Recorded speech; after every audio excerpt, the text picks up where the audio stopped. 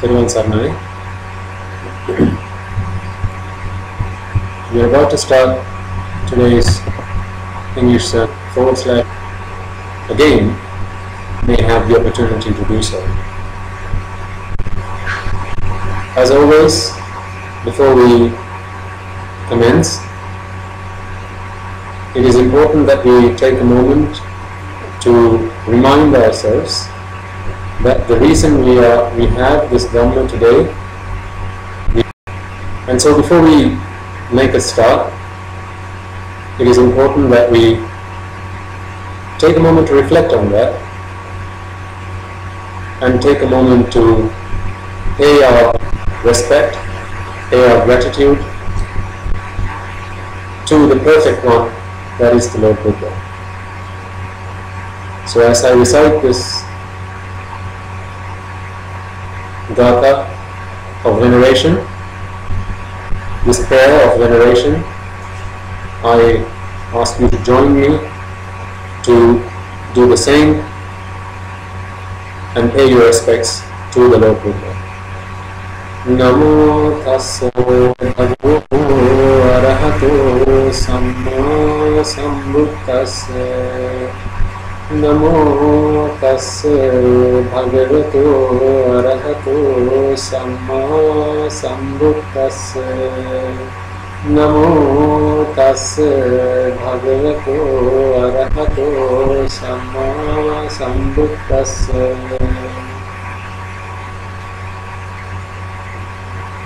Also, when we pause to reflect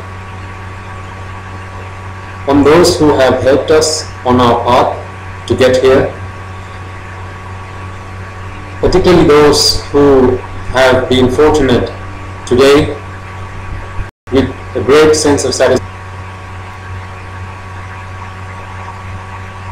Young people who entered the Lord Buddha's Shasana as reverend monks with the sole determination to cross this sea that is the samsara and to dedicate their lives to commit.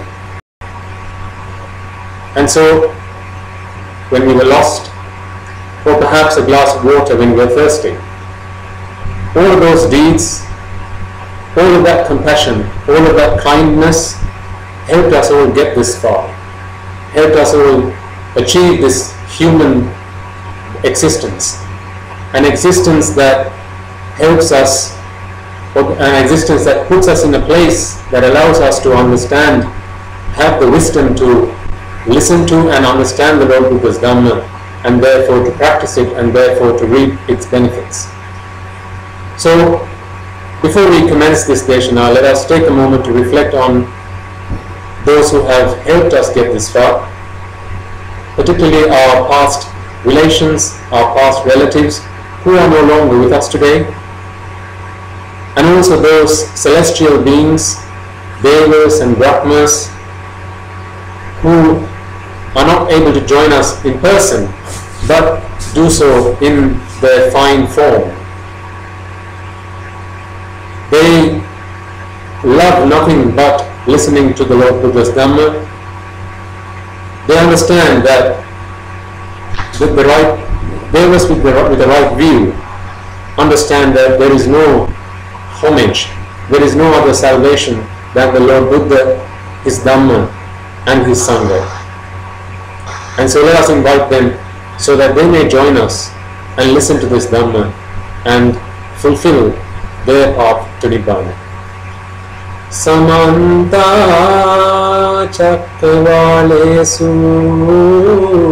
Atra Gachantu Devata Sadhamman Munirajasansa Sunantu Sagda Mokkadam Dhamma savana kalo ayam badhanta. Dhamma savana kalo ayam badhanta. Dhamma savana kalo ayam badanta.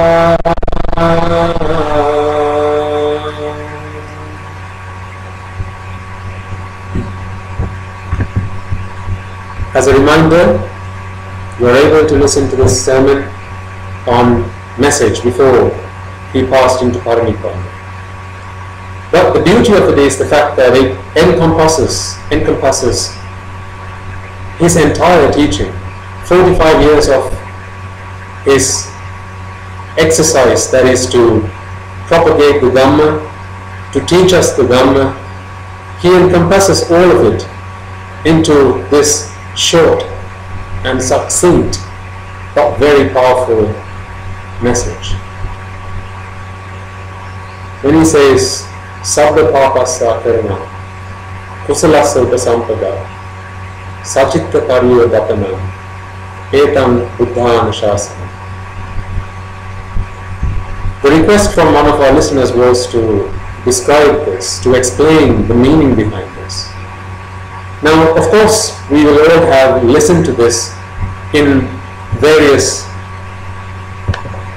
circles. We will have listened to this teaching in various academic contexts, in Dhampasal, at school.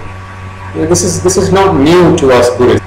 Oftentimes, when Buddhists talk about the Lord Buddha's teaching, or even you might see this inscribed, and how beautifully it brings all of his years of teaching into these 4 lines. So today I would like to spend some time pulling this apart, trying to put depth of meaning into this, and as we try and do, and understand how each of his teachings, each of his messages that he gave us was not simply to fulfill the Shasana of compassion, but depending on how much time we have left. Because the recording, I think, was made available on Skype, so you are always welcome to and encouraged to access them and listen to the playback. But depending on how we do for time, we'll try and fulfill that request as well. Now, the most suitable and the most appropriate questions that we may be able to pick up today. So I'm just going to check that on Skype and also on our web radio, and also as the discussion progresses, you are welcome to post your questions there, and from time to time I'll take a moment to revisit these channels to check if there are any new questions or comments, etc. So bear with me while I just quickly check if there are any questions that we should have a quick look at.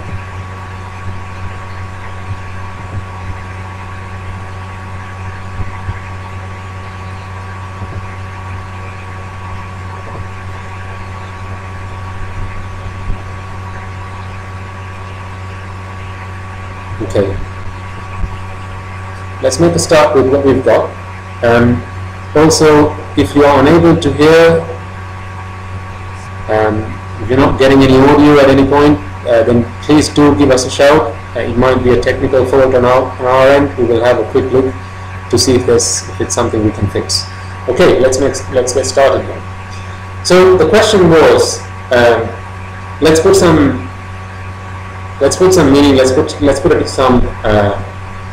Let's try and untangle. Let's try and put some depth of meaning behind this teaching, that is Sabda Papa Sakarana Kusala Upasampada Sachitta Pariyodakanam Etam Buddhana Shasana. Sabda Papa Sakarana. Let's remind ourselves why the Lord Buddha came into this world.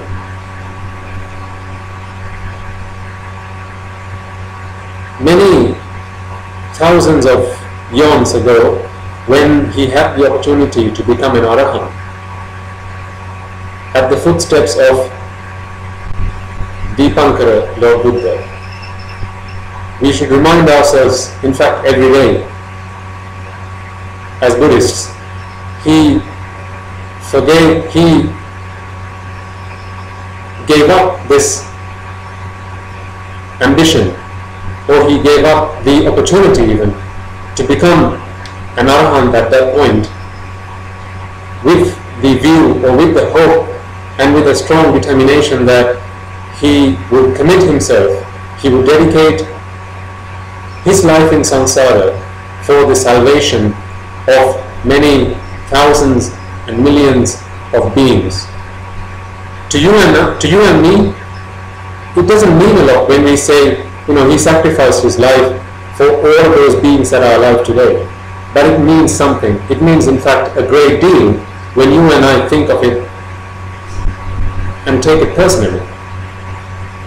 That sacrifice was for me. When he had every opportunity to end the rebirth process, when he had the wisdom to listen to the Lord Buddha's Dhamma, to Deepankara Lord Buddha's Dhamma, and attain the state of an arahant, he gave up on that opportunity and sacrificed a painful life from that point forward in samsara for my salvation, for my benefit. And if you are listening to this, for your benefit, for your salvation. We have to remind ourselves of this every day. The reason he did this was because he wanted to realize the problem. He wanted to find out the reason for the problem. He wanted to find out what the remedy for this problem is and the steps to fulfill that remedy, the steps to cure this problem for himself. And today we call them the Four Noble Truths. Dukkha Satya, Dukkha Arya Satya, Dukkha Arya Satya, Dukkha Samudaya Arya Satya, Dukkha Nirodha Arya Satya, and Dukkha Nirodha Gamini Patipada Arya Satya. When he realized enlightenment under the Bodhi tree, and when he realized supreme knowledge, complete knowledge of everything that there is to know, when he uncovered, when he discovered for himself everything there is to be uncovered, everything there is to be discovered for himself, it was crystal clear to him why beings go through this process in samsara. Remember, the reason he committed his life towards this process is because that was the problem he wanted to solve. The problem being, why do beings suffer like we do in samsara? It wasn't a curiosity about how many planets there are or how big is the universe. Why is the sun so close to the planets? Why do the planets revolve around the sun? Those were not the questions he was trying to solve. He wasn't trying to solve the question of where did we all come from? Is there a beginning? That was not what he was looking for. What he wanted to know was, and what he did realize was, this process of rebirth, this process of being in existence is painful, is sorrowful. There's ample grief, ample sorrow. So there must be an end to this. And that was his lifelong dedication. So when he realized the meaning of this under the Bodhi tree, his realization was, in fact, beings go through samsara because of these three fetters that bind us to samsara: raga, dvesha and moha. Raga being desire or lust, dvesha being aversion, anger. These words can be used interchangeably. The problem is, it's never quite possible to give the perfect English translation to some of these words. So I do try and use several terms to explain some of these meanings in Pali, but usually the deeper meaning and the meaning that I want to convey can be gained after you listen to a few sermons. So this is why we encourage you to join us regularly and listen to this. But aversion, anger are some of the words that are used for dvesha. Desire and lust are some terms that go quite, I suppose, are most fitting for the time being for the concept or the idea that is raga. And moha, which is delusion. So you realize that it was raga, dvesha, moha that bound us to samsara. Now, the problem is, raga, dvesha, moha does not only bind us to samsara, but when one is rooted in raga, dvesha, moha, they also commit atrocities. They commit sins. People commit sins.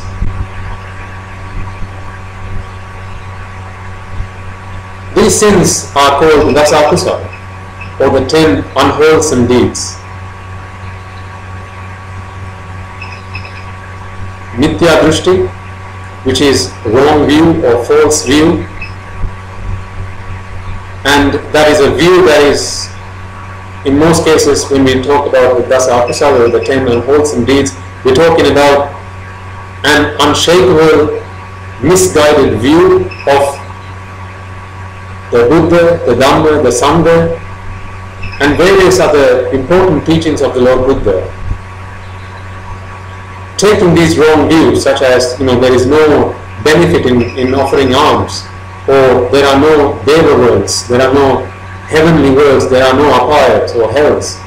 There is no one special called a mother or a father.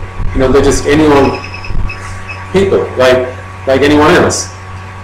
Taking these wrong views itself is one of the unwholesome deeds, or perhaps that's one of the unwholesome mental akusala. Then there is so that's mithya drushti, a wrong view. Avidya. Avidya being a view that one takes when they feel someone, when they see someone else has been able to achieve something. That could be a worldly gain of some sort. It could be, happiness. It could be wealth. A thought comes into their mind, and they think, "Why them? Why was it not me? I am the one who should be receiving this benefit or this gain, and not them. Why them? It should have been me." We see this quite a lot in society these days. People feel jealous. They look at someone else who might have, let's take a simple example, won the lottery, for instance. And oftentimes people say, "Oh, why is it they should win the lottery when we practice the Dhamma, we offer alms to the monks, we go to the temple every day. How come they are getting all of these benefits, all of this praise, and all of these profits, and we get nothing? It shouldn't be them, it should be us that should be getting this." But that thought itself is unwholesome. And in fact, that is one of the dasa akusala. So that's avidya. So we've covered mithya drushti, or wrong view, avidya, and vyapada. This is again aversion, but to a much greater, much stronger extent. Vyapada has the meaning of it in the word itself. We often talk about how Pali terms and Sinhala terms have the meaning of the word embedded within the word itself. Vyapada is In fact, the etymology of the word vyapada is vaya padaka. Vaya is to be at a loss. And in the context of Buddhism, in the context of the Dasa Akusala, to be at a loss is really to do things, to commit to commit thoughts, actions or speech that takes one to the hells. And padaka is to base oneself in that. So if you say things, do things or have thoughts that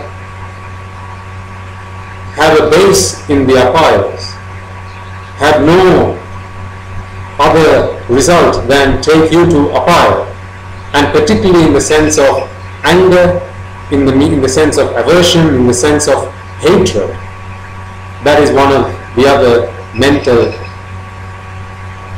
deeds that come under the Dasa Akusala. Then of course you have pranagata, or killing, taking away the life of a person or an animal. I think we've, having grown up in a Buddhist context, and most religions say that this is a bad thing. Do not take another person's or another animal's life. Do not do unto someone else what you don't like done to you. So if you do not like to be hurt, you do not like to be tortured, let alone killed, then it makes sense that killing another animal, of course, is one of the Dasa Akusala. Pranagata, then you have adattadana, or stealing, theft. Again, most teachings, most religions, most philosophies talk about how adattadana, or stealing something, is a bad thing. It's an unwholesome thing and something that takes you to apaya, takes you to the hells.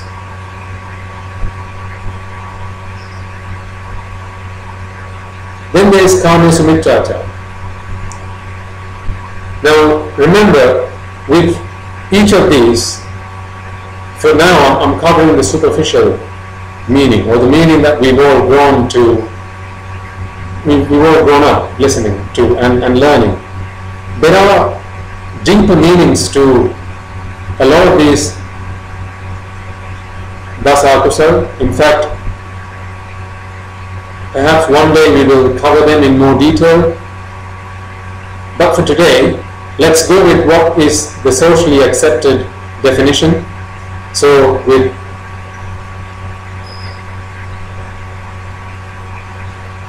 Kame Sumitrachara, the meaning behind that is to engage in sexual misconduct.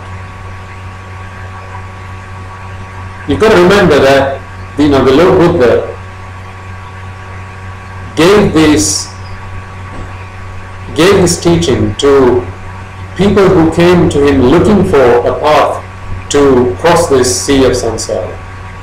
They had given up, in fact, on most occasions, everything that they had, because they realized that there was no happiness, there was no satisfaction to be sought in what they had materially. And in some cases it was material possessions, it was family that they had, it was friends, it was wealth and property. So we've got to ask ourselves, for people who've given up so much, was there a reason, or was there a need even for the Lord Buddha to tell them, do not steal, when actually they've given up everything that they had? They've given up every material possession they had because they realized there is no point in acquiring and gathering and accumulating wealth and material possessions. This is what I mean by, there is a deeper meaning to a lot of these Dasa Akusala, and we will cover them in another session. But for now, let's go with the superficial meaning, or with the meaning that we've all learned to grow up with and we've studied and practiced from a young age. Then of course there are the Dasa Akusala that we commit through speech. So we're going through the Dasa Akusala, or the three that we commit through our minds, and that is Mithya Drishti, wrong view, a misguided view, and that's, in fact, that's a steadfast misguided view. I'm not going to change my opinion. I'm going to hold on to it. Then there is avidya, which is jealousy, and it comes from, it's rooted in jealousy, and the idea behind that is a feeling that it's I that should be able to enjoy. You look at someone else's material gain, or even perhaps something more than material, but you feel that a thought comes into your mind, which is why them? Why should it should have been me? I should have been able to achieve that and not them. And then there is vyapada, or hatred. So all these three come under the unwholesome acts that are done mentally, committed mentally. Then you have the three that I just mentioned that are committed physically: pranagata, killing; adatkadana, theft or stealing; kamesamityachara, and that is misconduct. Then you have the four that are committed through speech: musavada, which is lying.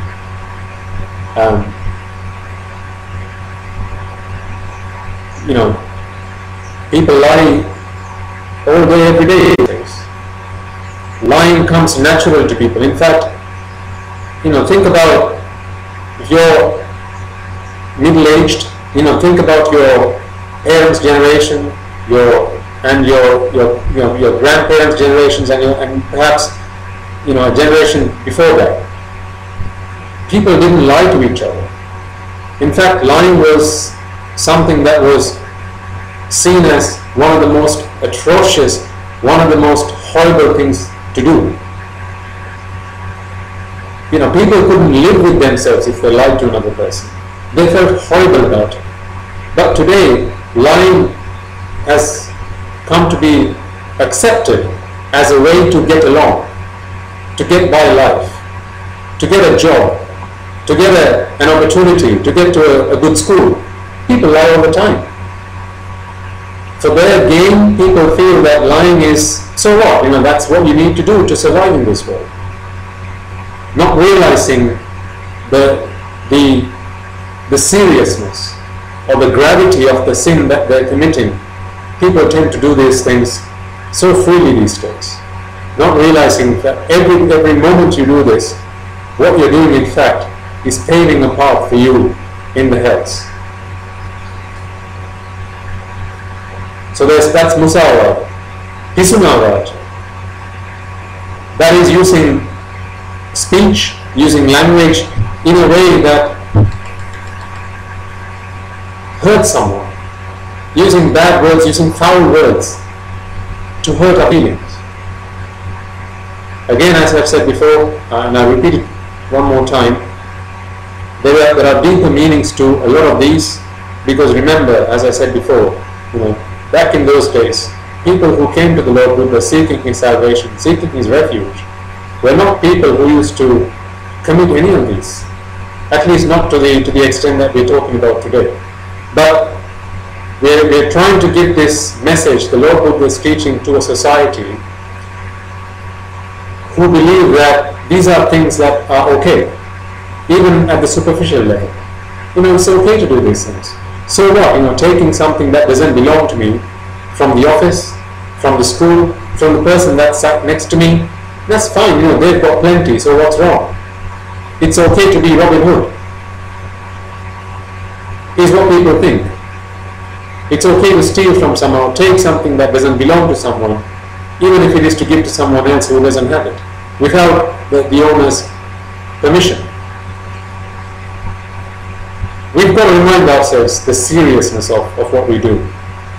Every time we commit these sins, we are committing atrocities, we are committing sins that are taking us to our paradise, that are taking us to hells, and to places where we will be suffering for many, many, many thousands and millions of years to come. So ask yourselves the question, are you ready for that? Are you ready for what's coming? So musavada, pisunavada, parushavada.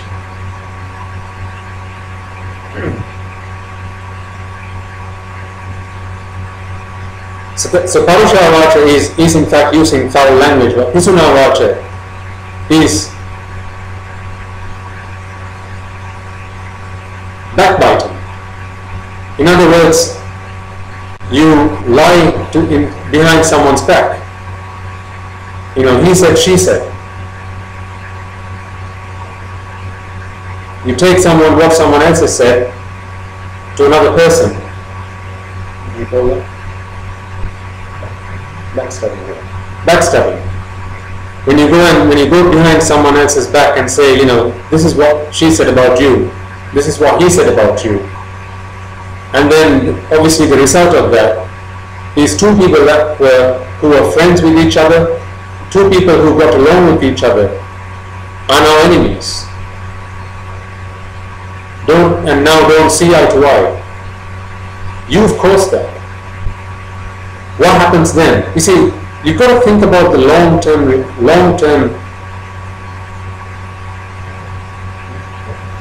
effects, the long-term effects of committing these sins. Backstabbing, that could lead to more serious consequences. Countries fight with each other because you go behind someone's back and say, he said, she said. World wars can be a result of something like that. And through things like world wars, think about how many people die, how much disaster it causes.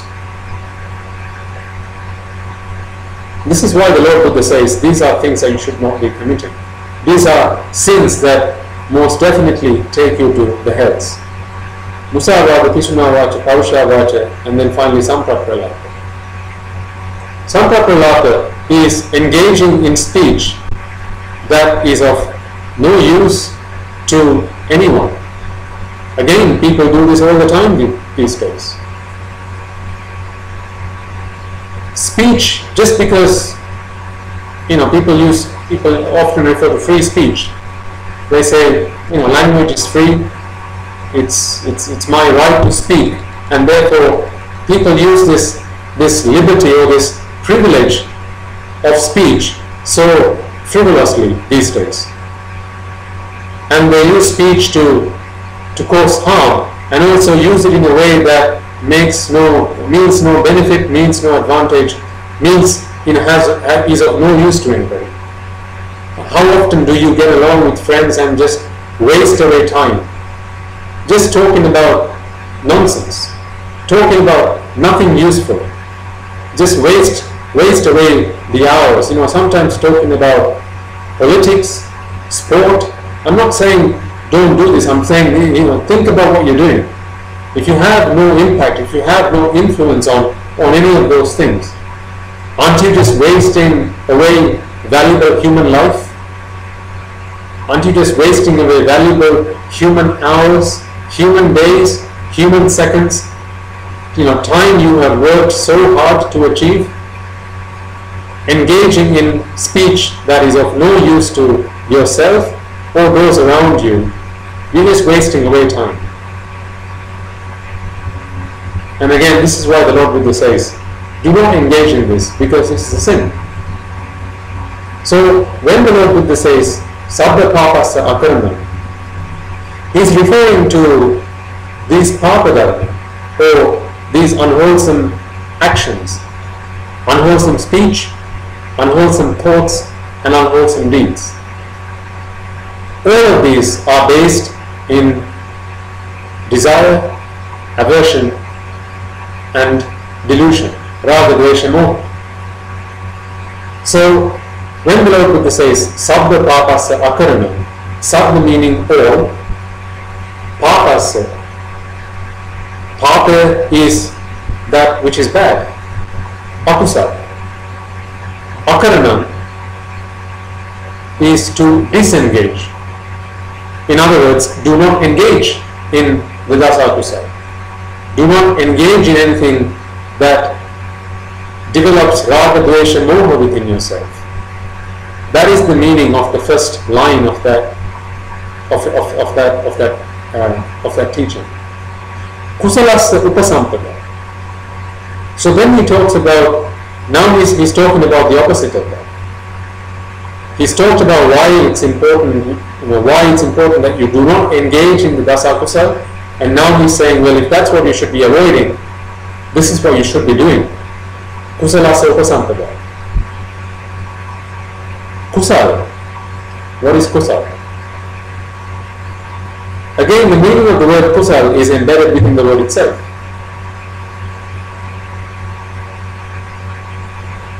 In Pali, the letter ku is used to refer to that which is bad. In fact, in Sinhala, we use the word kunu for dirt or rubbish. Throw that rubbish away. It can be easily expressed in Sinhala, kunu isikara, to throw rubbish away. So ku, unu, or that which has gone bad, is kunu, or rubbish. Similarly, ku sal, so and in the word kusal, ku again is that which is bad. So what is it that is bad? Well, in the first line he's already explained that. That's our kusal. What is sal then? Ku sal is to salaharina, is to get rid of, to eradicate, to remove. So remove that which is bad. Now, remember,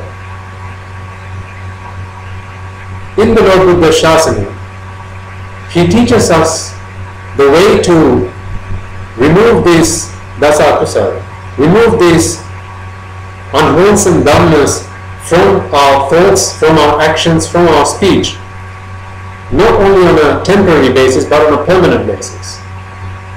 To do it on a temporary basis is to be mindful of our thoughts, to be mindful of our speech, to be mindful of our actions, and be very careful when these bad thoughts come in, and then to be removing them proactively. However, that is very similar to, in fact, if I express that by using a metaphor, it's like using a ball, a tennis ball, and trying to submerge it in water. It's going to be under the level of the water for as long as you hold it below. But as soon as you move your hand out of the way, it's going to spring back up again. But is there a way to remove these permanently? Is there a way to get rid of them for good? Well, there is. This is why the Lord Buddha talks about margapala. Why he talks about Sotapanna margapala, Sakridagami margapala, Anagami margapala, and Arihat margapala.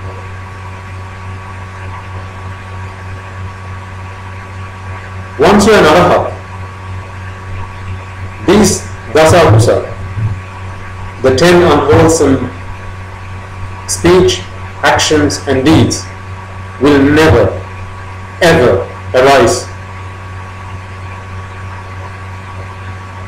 But on your way to attaining Arahathood, there are, at various stages, you develop your mind, you develop your speech, you develop your actions in a way that you remove the causes that give result to these dasa kusala. So, for example, when you attain the fruit that is anagami, you have removed those fetters that you have removed on the way, as you passed Sotapanna, and once you get to anagami, you are also removing, for example, patiga, kamaraga and patiga. Kamaraga being your desire to be born in the kama worlds, and patiga your liking to engage in conflict.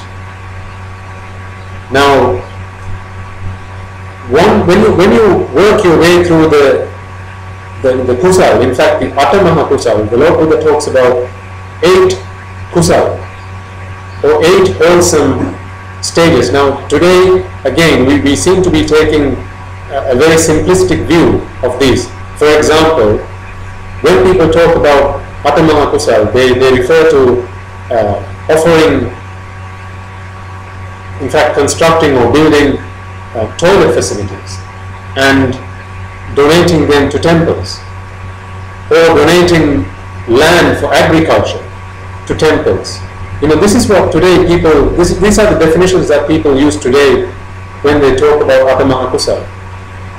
I'm not here to say that that is wrong, that is not my duty. But what I'm trying to, what I am here to do today is to give you another view, give you another context for you to think about. You see, the Lord Buddha talks about Sotapanna, Sakurdagami, Anagami, and Arahat, and he breaks it up into 8 when he says, when he teaches us the prayer with which we venerate the Mahasangha. Supatipanno Bhagavato Savaka Sangho, Ujupatipanno Bhagavato Savaka Sangho, Nyayapatipanno Bhagavato Savaka Sangho, Ahuneyo, Pahuneyo, Dakhineyo, Anjali Karneyo,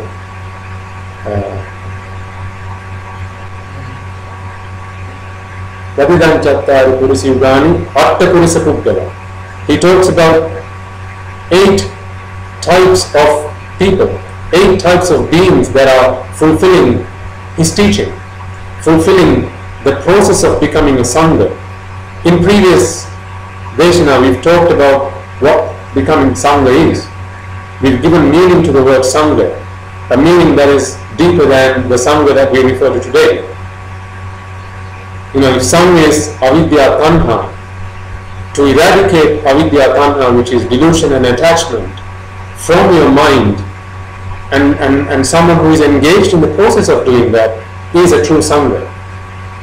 So he talks about 8 types of people who are engaged in that, and that is the Sotapanna, Margapala, Sakurdagami, Margapala, Anagami, Margapala, and Arihat Margapala. So when you work your way through the Lord Buddha's teaching, when you follow the path that the Mahasangha has taken before you, before us, you go through this process, you practice Anicca Dukkha Anatta, and you attain these levels, these Margapalas, so that you are attaining these states of Sotapanna, Sakurdagami, Anagami, and Arahat. And on your way, slowly but gradually, you are permanently removing the causes that give rise to these unwholesome deeds, thoughts, and actions. And that is how you do this on a permanent basis. So he says, Sabbapapasakaranam Kusalasa Upasampada. The word Upasampada, in fact, in the context of ordination is to seek higher ordination. But what that actually means is to dedicate your life to this cause, to be a complete person. As a Samanera, you are a student. But once you become an Upasampada monk, or a monk that has sought higher ordination, you are a complete monk in the order of the Sangha. And likewise, he says, dedicate your life, commit your life towards fulfilling my teaching, removing the unwholesome deeds, thoughts, and actions, and committing your life to attaining the fruit, the path and fruit, Margapala. Then he goes on to say, Sachitta Pariyodapana. What does this mean? Sachitta. Chitta is the mind. Swachitta is your own mind. Swa is yourself. So this is something to do with the mind. But what is it to do with the mind? Sachitta Pariya. In the past we've given meaning to the word Ariya. So there must be some reference, there must be some commonality between the word Pariya and Ariya. We've said how Riya in singular is vehicle. And in the context of what we're talking about, this is a vehicle that we use to travel in samsara. we've been traveling in this vehicle for many births, for a very long time in samsara, and once you come to the determination that it's time I stop this, it's time I do something about this traveling in samsara, this process of going through samsara, you have entered the path that is of Arya. So what is Parya? Parya. The letter Pa in this context refers to Paha or five. So the Lord Buddha is talking about five things or five types of Dhamma that beings seek refuge in or seek or are attached to even, that therefore takes them through this samsara. What is it? What are the five things that take beings in a tour that transports them in samsara? Here he's talking about Rupa, Vedana, Sanya, Sankara and Vijnana. Rupa being form, Vedana being perception or feeling, Sanya being identification, Sankara being the thoughts, the actions and the speech. We've talked about three kinds of Sankara, the construction, the formation, and Vijnana, those are the thoughts. So it's these five that beings attach themselves to, that beings have tanha towards, attachment towards, and then they form upadana towards. Upadana being close attachment to. So then you have Rupa upadana skandha, Vedana upadana skandha, Sanya upadana skandha, Sankara upadana skandha, and Vijnana upadana skandha. So these five, once they are transformed from skandha to upadana skandha, become the vehicle that take you in samsara. So now the Lord Buddha says, Sachitta Pariyo Dapana. Look into your thoughts, look into your mind. Understand that it is the Rupa Upadana Skandha, Vedana Upadana Skandha, Sanya Upadana Skandha, Sankara Upadana Skandha, and Vijnana Upadana Skandha. That is the vehicle that's taking you through samsara. Pariyo. Sachitta Pariyo Dapana. Take the effort, make the effort to subdue them, to fight it, to understand the Upadana Skandhas for what they are. Understand that it is these Dhammas that take you through samsara. Once you understand that, or once you realize the painful process that is samsara, and then come to the determination, I need to stop this process, I want to stop this process if it's the last thing I do, then he says, well, here's where you need to attack. It's these five that are taking you through samsara. So here's what you need to do then. So he says, understand the Dasakusala, remove them for good, practice the path that I have taught you and attain the Margapala, look into your mind, understand that it's the Rupa, Vedana, Sanya, Sankara, Vijnana, Upadana Skandha that is the vehicle that's taking you through samsara. Etam Buddhana Shasana. That, my bhikkhus, is the teaching of the Lord Buddha. At the start I said, the Lord Buddha, in these 4 lines, so beautifully encompasses his entire teaching, 4 to 5 years of his teaching. And clearly, he does it so beautifully. He talks about the Dasakusala, the things that we should abstain from, the things that we should fight, never give up our effort in trying to remove ourselves from. So there are some dhammas that you want to distance yourself from, and then there are some dhammas that you want to associate yourself with, anicca dukkha anatta, that help you to attain the full marga. To do that, what you need to do, he's saying this is what you need to remove yourself from, this is what you need to associate yourself with. How do you do that? Sachitta pariyodavana. Etam buddhana shasana.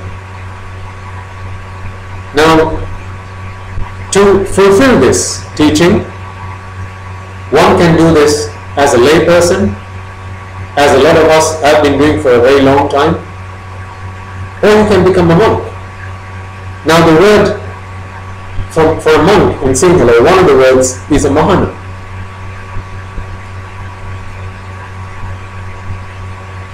To become a monk or to ordain, we say in singular, mahana. So we are talking about a mahana, mahana. Maha is great, and ana is an order, is a teaching, is a philosophy. The Lord Buddha says, etam buddha ana shasana. This, my bhikkhus, is the order, is the teaching, is the philosophy of the Buddhas. Therefore go practice it. So when one becomes a monk, when one enters the Buddha Shasana, when one commits their life to becoming a mahana, what they're actually doing is understanding that this is exactly what I need to do. The Lord Buddha's teaching, the Lord Buddha's philosophy, the Lord Buddha's order, or the great order, the great philosophy of the Mahana is to do this.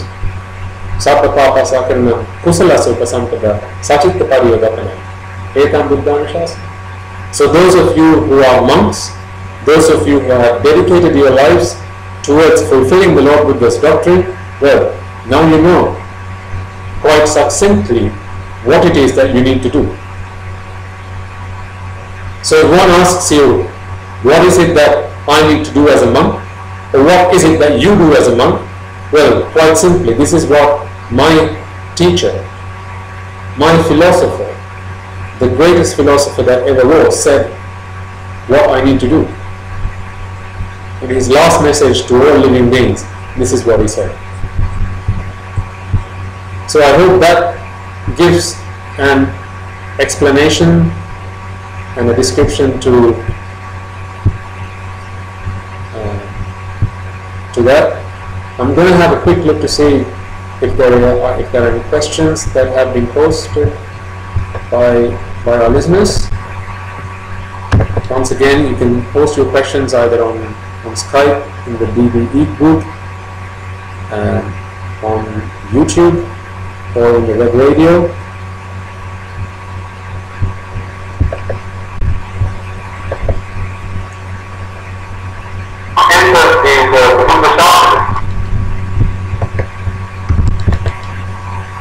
Okay.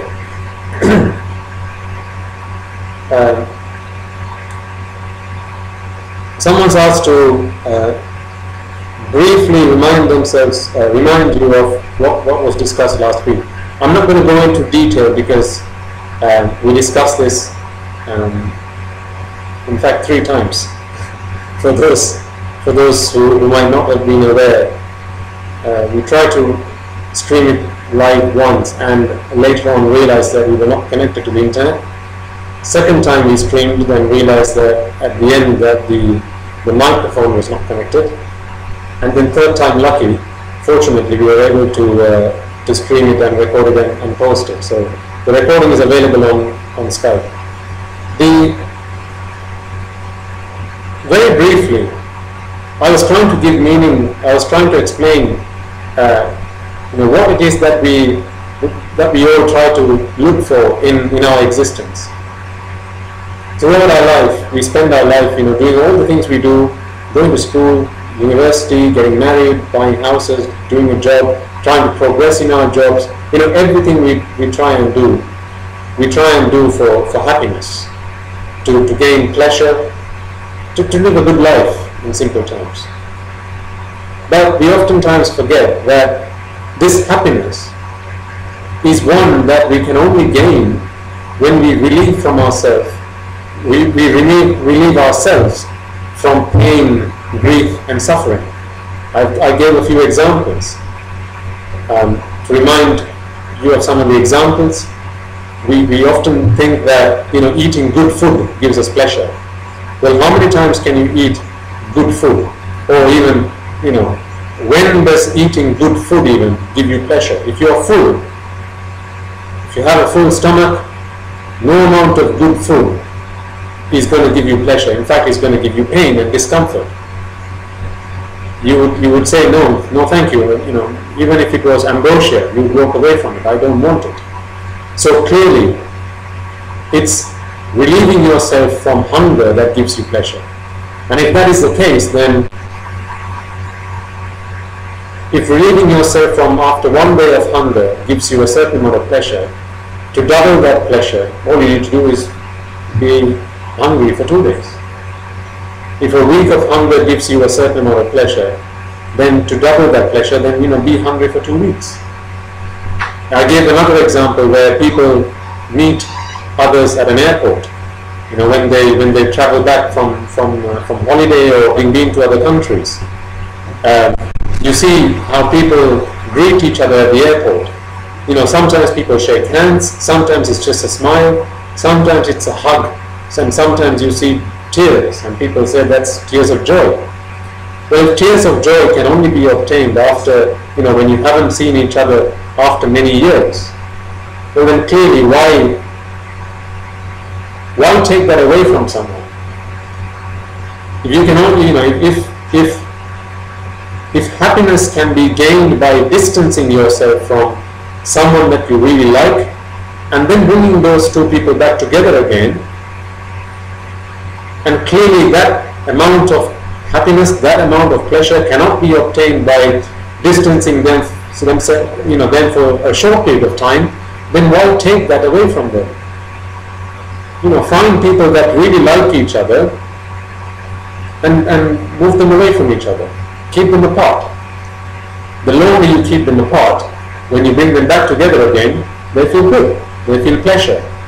So the theory behind that, and the concept that I'm trying to get across is, pleasure and happiness are feelings that can only be experienced when you are relieved from pain, from discomfort, from agony, from distress. And if that is the case, then if you cast your mind back to a life that you have lived so far, and also therefore the life that you have, the number of times you have been alive, the number of lives you have lived throughout samsara, have you done anything else other than putting yourself into discomfort, into displeasure, into sorrow, into grief, and therefore relieving yourself from it to attain pleasure and happiness? Once you realize that's all I've done, well, then you've got to question yourself. Do I keep doing this every day, digging myself a hole, jumping into it, climbing back out of it, and then saying, I feel good about myself because I've just climbed out of a hole? How much meaning is there to it? Because it seems that pleasure can only be obtained by doing that. This is why, as I said last week, the Lord Buddha comes into this world and opens our eyes to this reality, to this delusion. And he asks us a very pertinent question. Human beings, devas, brahmas, do not realize, oh you foolish beings, do you not realize that this experience that you call pleasure, this experience that you call satisfaction, you only gain by putting yourself purposefully, deliberately, intentionally into experiences that are painful, stressful, and then relieving yourself from it. How many more times do you want to keep doing this? Do you want to keep doing that, or shall I give you the way to end the need to have to relieve yourself from discomfort? Do you want to keep relieving yourself from hunger and therefore experience this temporary feeling of, I have a full stomach, I've had good food, that was a good experience? Or shall I give you the way to permanently and for good remove the need to have or remove this feeling of hunger for, once and for all. Why do we treat hunger when actually we can treat the cause that makes us hungry in the first place? By all means, keep feeling lonely. All these things we have to do if you're alive. So if you stop, if you weren't alive, if you weren't born, then you wouldn't have any of these problems to go in and find solutions to. And this is why the Lord Buddha says, this is why I preach Nibbana. Stop this rebirth process. Remove this existence. Remove this thing that is a being from this samsaric process. And therefore, by doing that, bhava nirodha, jati nirodha, jara marna shoka parideva dukkha domana supayasa nirodha. Once you remove the causes for bhava or existence, you remove the causes for jati or being born. Once you remove the causes for being born, you remove the causes for death, for decay, for sorrow, for ailment, for disease, for having to experience being distant from loved ones or being into association with people you don't like, things you don't like. That's the summary of, or a brief overview of what we discussed last week. Obviously, as I said before, the recording is available, so I encourage you to go back and listen to that if you're interested in finding out more detailed discussion about that. Okay, I'm going to have another last look to see if we have any further questions.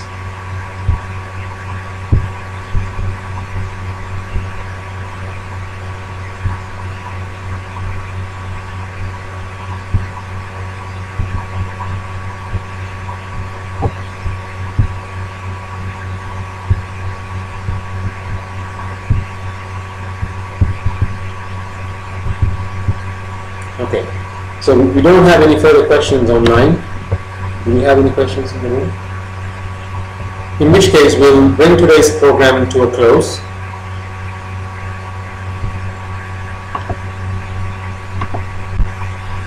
As I said at the start, remind ourselves freely and easily in, and therefore perhaps they're looking for the Lord Buddha's teaching in English, which is clearly the international language.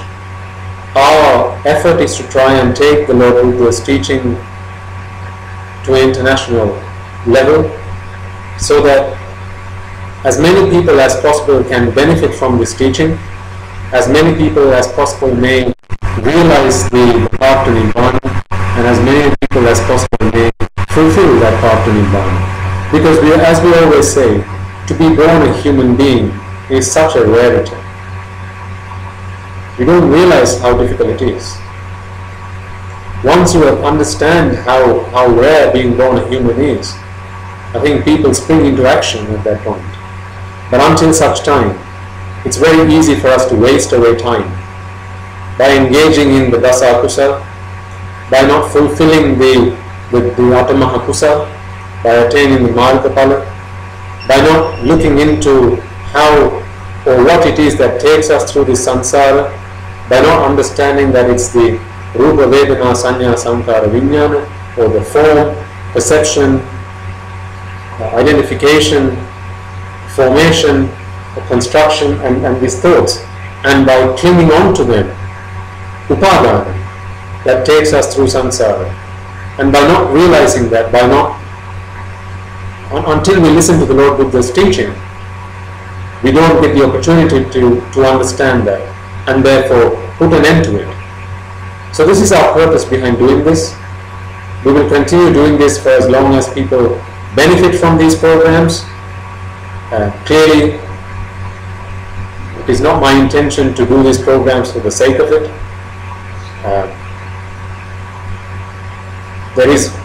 For as long as I feel there is value in doing this, we will continue doing them. For as long as people benefit from these programs, we will continue doing them. Because just as I remind everyone how rare it is to be born a human, it's something I need to remind myself. and I do remind myself every day.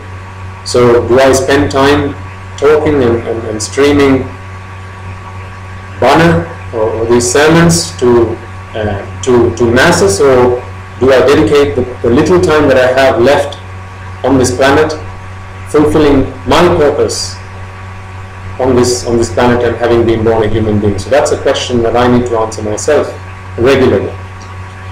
But as long as people benefit from this, we will continue doing these programs. Those who we invited at the start clearly benefit from these, and this is why we make that invitation. So on this occasion, let us confer the merit that we have gained from listening to this Dhamma, from preaching this Dhamma to those beings who we invited, the celestial beings, Brahmas and Devas, who we invited to listen to this Dhamma. May those who listen to this Dhamma either live or through the recorded sessions be able to pay for themselves a path towards Nibbana, understand why attaining Nibbana is the most important thing to do if you have been born a human being, if you are able to listen to this Dhamma, and if you are able to practice it. May all beings attain the supreme bliss that is Dhamma. Sarණය.